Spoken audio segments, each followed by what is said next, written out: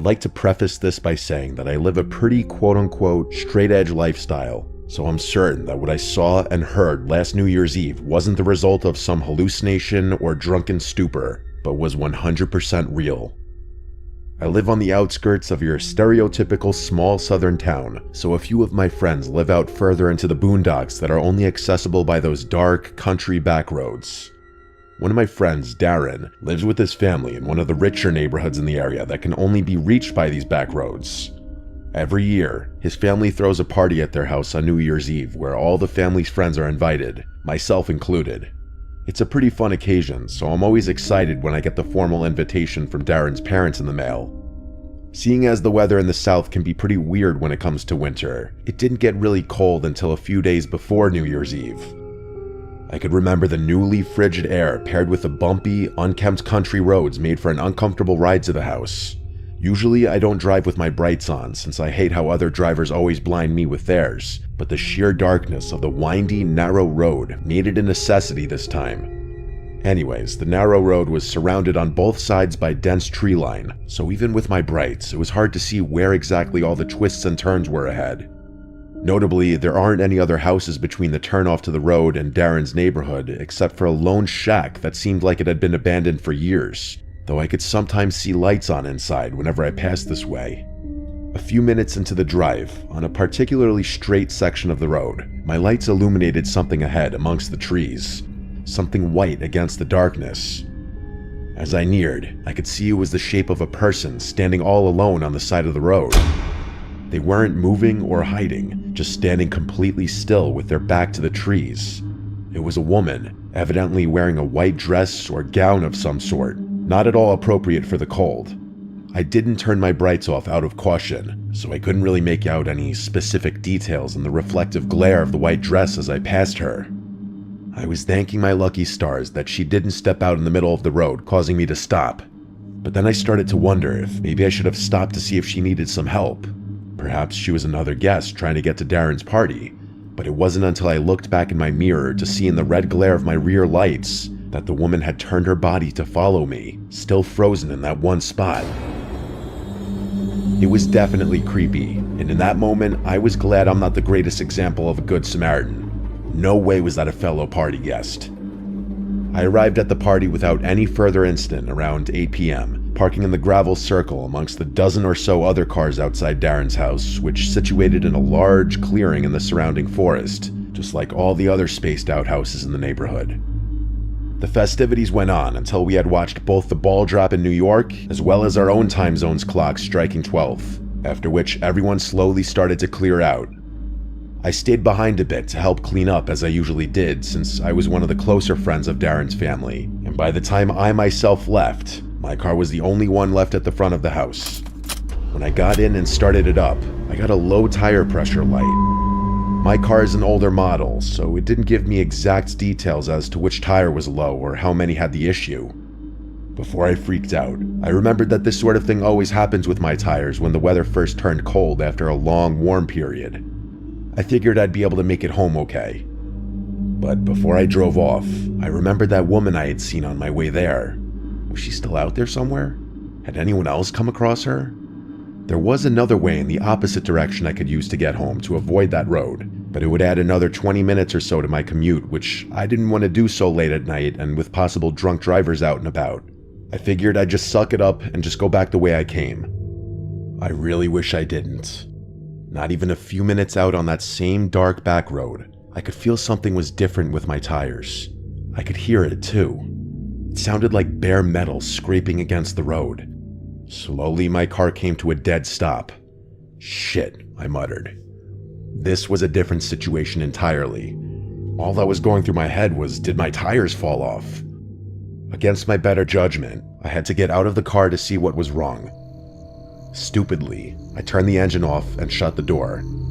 The car's lights turned off automatically, and I was plunged into the deep darkness of the surrounding forest.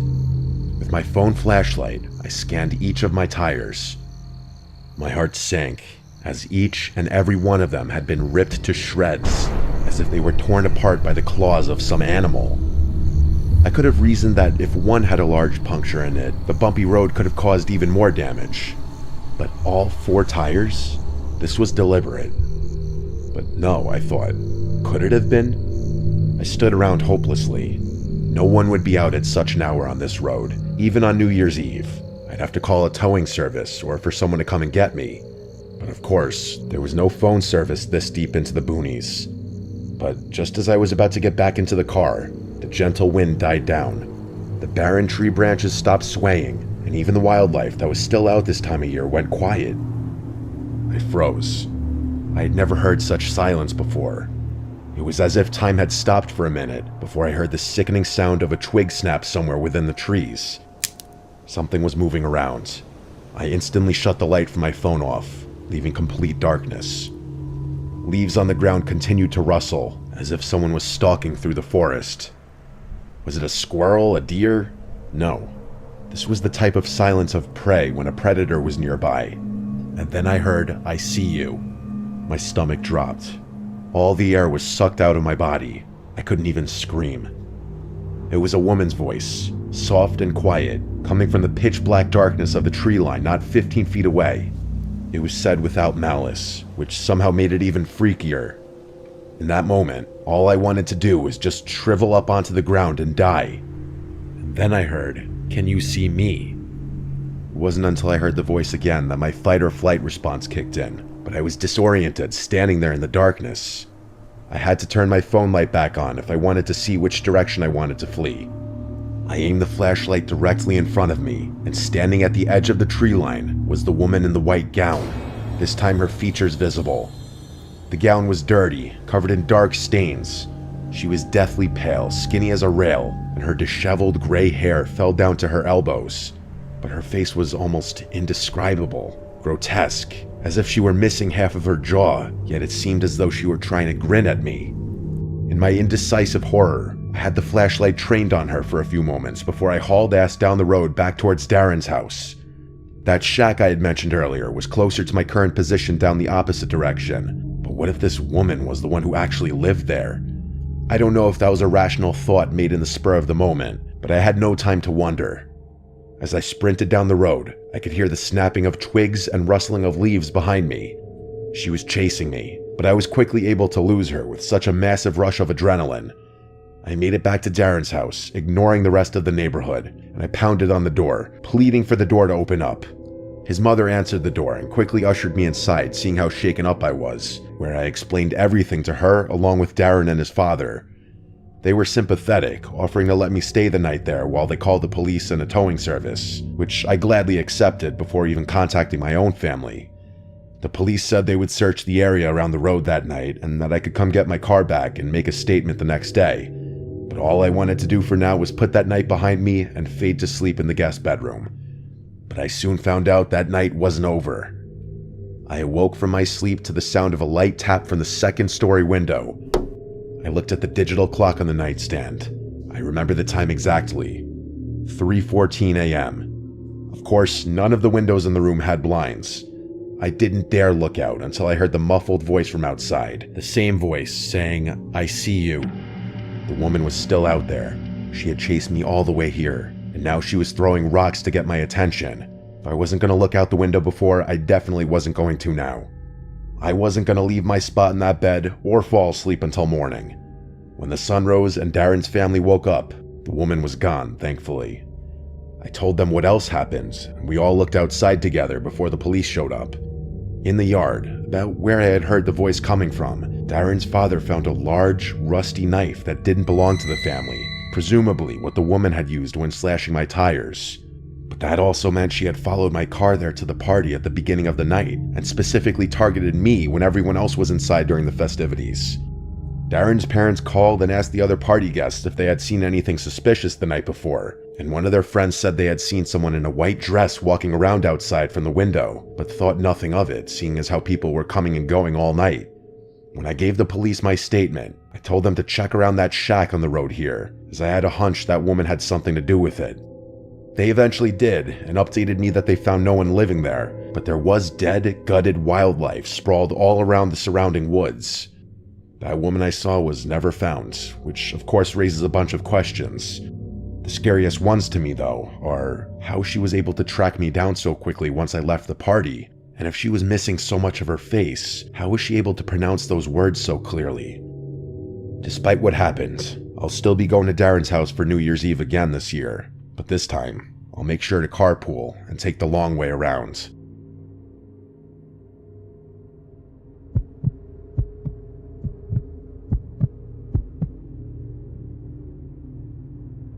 When I was 26, I took a trip to San Diego via plane.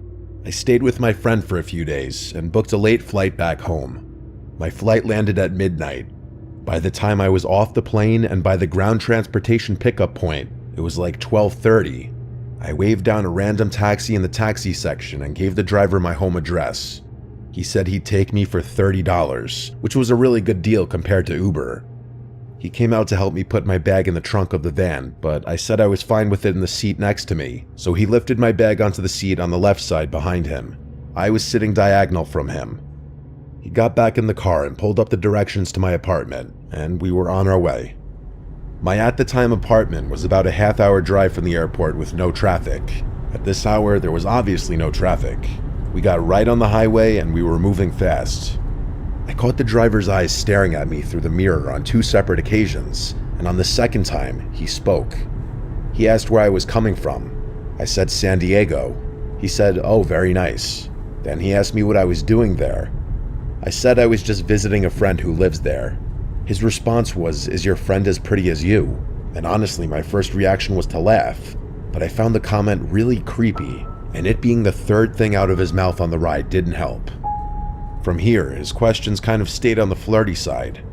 He asked me, "What is a pretty girl like you doing traveling all by yourself?" And I had a slightly sassy response saying, "Well, I just said I wasn't alone, I was visiting my friend." And his rebuttal was that by flying by myself, I was traveling by myself. I maintained my slight sass and said we can agree to disagree, and he laughed and said he was only teasing me. This man had to be like 45 though. I felt like him hitting on a lone girl in her 20s like this was slightly creepy. It wasn't the first time I dealt with something like this though. As we continued down the highway, I looked up as I saw the familiar overpass right by my exit, but as we passed it, he wasn't slowing down. I said this is my exit as he was literally about to pass it, and we zoomed right by it. I repeated myself louder, saying that was my exit. He apologized and said he'd catch the next one. I tried to get a peek at his screen to see if he put the right address in, but it was angled so that I couldn't see it. The next exit was about a mile further. I started sitting up on the edge of my seat a bit now. When the next exit approached, I said loud and clear, "You need to get off here," and without acknowledging me, he turned on his blinker and merged off the exit. I noticed him glaring at me for a second in the mirror. I almost sensed a hint of annoyance in his face. But I guess that quickly changed when not even a minute later he asked me if I had a boyfriend. I replied back instantly, "Yes, he lives with me." I noticed him look at me again, and I think he picked up on how quickly I answered that. He asked what my boyfriend's name is. Yes, I'm serious. I decided that was enough. I told him I'm going to put my headphones in, so I popped my AirPods into my ears, even though they were basically dead still. I just wanted this man to stop asking me questions. Asking my boyfriend's name was next level weird, almost like he was interrogating me. I texted my family and close friends about this creepy taxi driver, and I shared my location in case, God forbid, things went sour. We were in a familiar area in my town now. We were stopped at the first red light since getting off the highway. I looked in the mirror, and all I saw were his eyes glaring at me, almost in this menacing way. I know he didn't say anything to me because I didn't even have any music or anything playing, so I would have heard him. The light was now green, and he was still staring at me. I had to tell him the light was green, and he started moving again.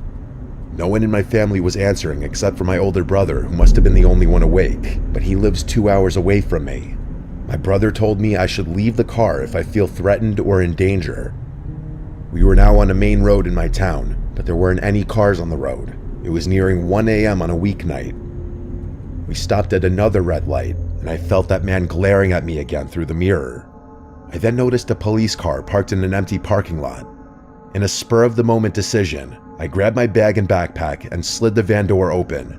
The man started yelling at me, "What are you doing?" And he tried closing the door with the power button in the front, but I forced it open. And the second the door was opened wide enough for me to fit out, I booked it toward the police car. Instead of getting out of the car and chasing me for my money, he just kept driving, which already was a huge red flag. When I saw him driving away, I stopped running and brought my pace down to a quick walk to the police car. The officer in the car noticed me as I saw him look up and roll down his window. I told him that the taxi driver who was driving me was giving me really bad vibes and I left for my own safety. I asked the cop if he could give me a ride home, and thankfully he said hop in the back seat. Being a scared female obviously helped, but do I think you should be going up to cops asking them to be your free taxi service? Absolutely not. By the time I was in the car, that taxi was already long gone. The cop drove me home, and we were there in about 5 to 10 minutes. I let myself in and didn't even bother unpacking. I went straight to brush my teeth and crash into bed. It seemed just as I got into bed, though, there was a knock at the front door of my apartment. What if it was the taxi driver? He had my address after all. What if he came for his money? Or worse? The knocks persisted for a few minutes, then it went silent for a few minutes, and then there were more knocks. Obviously, I never left my room. I didn't want to be anywhere near the front door. The door was locked, and that's what mattered. Eventually, the knocks stopped, and I drifted away to sleep. The next day, I was back to work. I had a slightly later shift, luckily, so I didn't have to get up too early. While I was at work, though, I got a call from my next-door neighbor, George. He said that my dad was there before, trying to get into my apartment to drop something off, but he didn't have a key. George was calling to confirm that I was in fact expecting my dad, and I said no, I hadn't heard from him. George said he didn't see him actually leave anything, though. He was just checking through the windows, which caught his attention. I thanked him and then called my dad, and as I was expecting, my dad said he was at work and had not stopped by my house. I took this time to explain the entire taxi driver situation to my dad again, but over the phone this time. He wanted me to come home for a few nights, and I said I would. I just need to go home and pack my things up first. After work, I got home around 9 p.m. I finished up my laundry from the night before and packed a bag with some clothes and my work stuff for the next few days. Something in my apartment felt off, though. I never get nervous from being alone, but that night, I felt like I wasn't alone. Deep down, I felt like it was because the whole taxi driver situation made me uncomfortable, but I felt like I kept hearing small cracks in the wood floor, like from the pressure of someone's weight. I just couldn't pinpoint from where. I was honestly freaking myself out and tried to hurry up and get all my stuff and go. It was about the moment I was ready to leave the house when I heard a creaking sound from down the hallway, from the spare bedroom. I turned and heard a voice say, "I wasn't gonna hurt you." And I saw an arm swing into view from behind the wall, and I just took off to the front door before he could even enter the hallway. I was outside, screaming and pounding on my neighbor George's door. It was still early enough where he and his wife were awake. They came rushing outside, and I begged for help. Instead of entering my apartment, we called 911 and waited for the officers to show up before going inside. My apartment wasn't huge, so checking each and every potential hiding spot didn't take long. The back sliding door to the shared backyard area was open, which also suggested he fled through the backyard. Unfortunately, I didn't have any record of the taxi ride I took, so I didn't have the cab number or plate number or anything. I could only describe it as a yellow minivan and give the description of the man. I did, however, describe the route we took and the time I remember getting into town, hoping maybe they could knock on some local business doors and check their cameras pointed to the streets. I grabbed my already packed bags and headed to my parents' house, where I stayed for a week. They wanted me to stay even longer, but I had to get back home. My dad helped me install some cameras from Amazon on my front and back doors, and I also bought a taser to put next to my bed for self-defense. I've lived in 2 different apartments since this experience. I've never had to use the taser. I also avoid taxis now if I'm alone, as they are a lot less traceable than a ride-sharing app. But also, you hear about fake taxi drivers kidnapping people all the time. I have to wonder if that was a real taxi driver at all, or if it was a stolen vehicle.